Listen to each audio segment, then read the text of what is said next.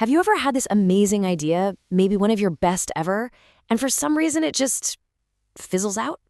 Well, today we're going to dig into a really powerful and yeah, maybe a little controversial idea that might just explain why.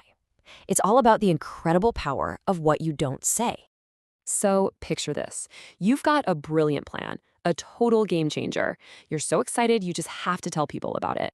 And then, crickets. It just stalls. Suddenly there are all these obstacles that pop up from nowhere. It feels like you're fighting against this invisible force. What is going on there?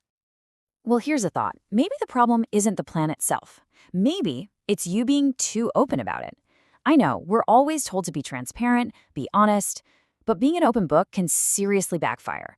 When you lay all your cards on the table right away, you're not just sharing a cool vision. You're basically giving away the instruction manual on how to stop you. See, this all points to a hidden dynamic, a kind of unwritten rule of power that most of us just completely miss. Think about it like a chess match. Would you ever lean over and tell your opponent your next 5 moves? Of course not. That'd be crazy. And yet, in our careers and our lives, we do that kind of thing all the time. Now, this isn't just some vague concept I'm throwing out there. It's a core principle from studying how power really works. So let's get right into the source and look at law number 3, a concept that can give you a massive strategic edge. And here it is, plain and simple. Law number 3 is conceal your intentions. The meaning is pretty straightforward. Hide what you're really up to so other people can't get in your way. Now, this isn't about being sneaky for the sake of it. It's about keeping people guessing so they can't prepare a counterattack. By the time they finally realize what your endgame is, well, it's already too late. You've won. Okay, I know what you're thinking. This sounds powerful, sure, but does it really work in the real world? Or is it just a paranoid way to live? Well, let's look at an absolutely perfect example of this law in action. A secret project that literally changed the entire world. And that project was Apple's original iPhone. It's hard to imagine now, but back then, the cell phone world belonged to giants like Nokia and BlackBerry. And you know what? They had absolutely no idea a revolution was coming. Why? Because the team behind it was sworn to complete and total secrecy. Apple's strategy here was just a masterclass. Step 1. They concealed everything. The project was codenamed Project Purple.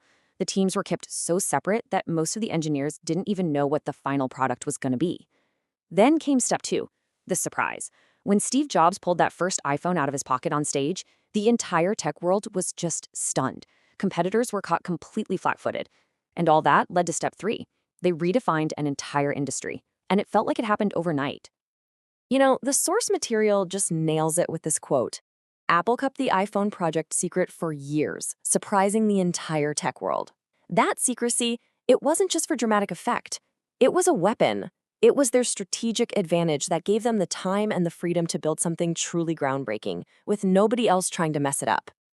So when you strip it all down, what's the real advantage you get? Beyond just the shock and awe, what do you really gain by keeping your plans a secret? It all boils down to one simple, powerful word: control. Let's break it down. When you reveal your intentions, you're basically sending out an invitation for people to challenge you. You give them a chance to prepare, to poke holes in your plan. You lose control of the narrative. But when you conceal your intentions, you keep your rivals guessing.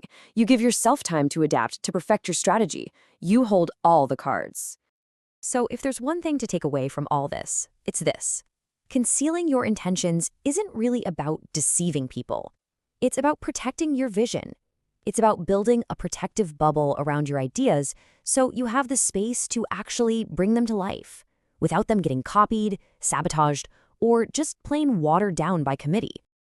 And that, of course, brings us to the big question, right? Where's the line between a brilliant strategy and just being deceptive? Is this a necessary tool you need to succeed in a competitive world, or is it a slippery slope to creating mistrust? You know, maybe the answer really depends on what it is you're trying to achieve. What do you think?